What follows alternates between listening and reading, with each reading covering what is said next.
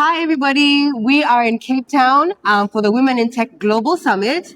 And today is our last day. And I wanted to share a highlight from a lovely lady who's traveled the longest, one of the longest trips to come here to Cape Town for the summit. And I'd love her to introduce herself and tell us where she's from before we get into the highlights from today. Shagufta. Thank you so much. Bula, my name is Shagufta. I am from Fiji. It took me about 30 hours to get here, but Wow. all worth it. Loved the energy, loved the collaboration and the networks we were able to build together. Amazing. Yeah. So lovely to meet you as well. It's been amazing to see all the women, coming from different parts of the world, and just convening here to learn and just network and everything. So today there was a really interesting panel that Shagufta was part of, and it was really around understanding the different startup ecosystems in different regions.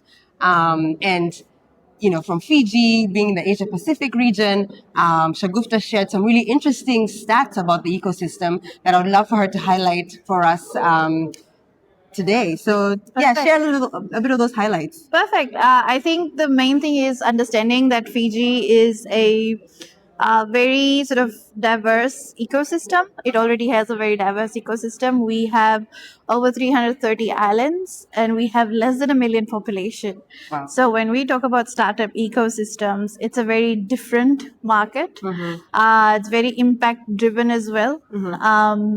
But we are also very far away from the global markets. So then where do we find that balance of accessing markets and still being able to access opportunities and trade globally without any borders? Yeah.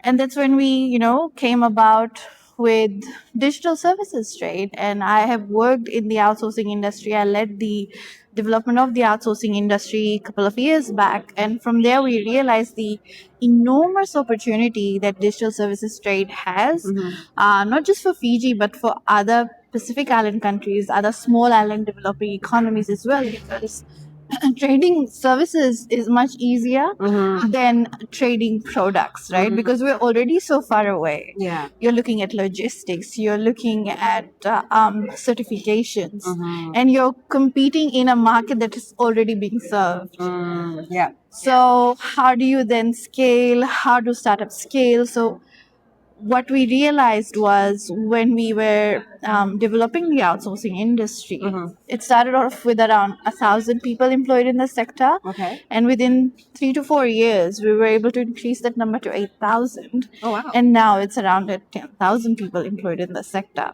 So that is where we saw tremendous growth for the economy. And that is what we're trying to embed within the startup ecosystems, that we focus on digital services trade, digital product. Yes, we can focus on physical product, but we need to ensure what the right market is, where the access points are, and how do we then get into those markets in the right way, of course. Yeah. Okay, that's very interesting. And what sort of services are these? Like maybe you can break down a little bit, for us to understand what are those services. Exactly. Yeah. So I mean, it started off with, of course, call and contact center, which is basically customer services support. But it has evolved into other things like accounting, finance. We have software developers doing, and then we have data collection as well. So there's a lot of things that has evolved within the outsourcing space. That is crucial because if you look at the market, Fiji was apparently the only country that continued to operate its outsourcing operations because we were so quickly, to get into becoming an essential services provider. So we lobbied to the government and we got that certification. Okay. And so we were able to operate even after curfew hours. Oh, this was during COVID. This was during season. COVID. Okay. And that's when we had a boom and an increase in the demand for services being delivered from Fiji. Okay. And I know also on the panel you did mention, what necessitated this pivot was the fact that Fiji was highly reliant on tourism. Yes. And then COVID came and, tourism just stopped. Yeah. And a lot of people lost their jobs during that point in time. And the idea was to try and find an industry where we could, help diversify the economy, and outsourcing sort of stood out. Yes. Awesome, awesome. Great. And what are some of the, as a parting shot, like what are some of the highlights from the Women in Tech Summit that you're, taking away with you back to Fiji? Oh my God, so many things. I think one is the South African culture.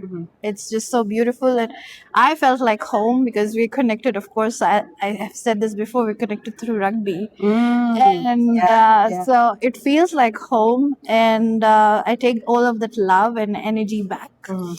Also, the meaningful connections that I was, able to make with you and with so many women like you at this conference. And I don't think that ever happens. Like, I'm from Fiji, and being part of these international conversations is so important for us. And I said it when I was in the panel that when these conversations happen, we need to be included, right? Because decisions need to be made with us in the room. If something is being designed, it has to be designed with us in the room.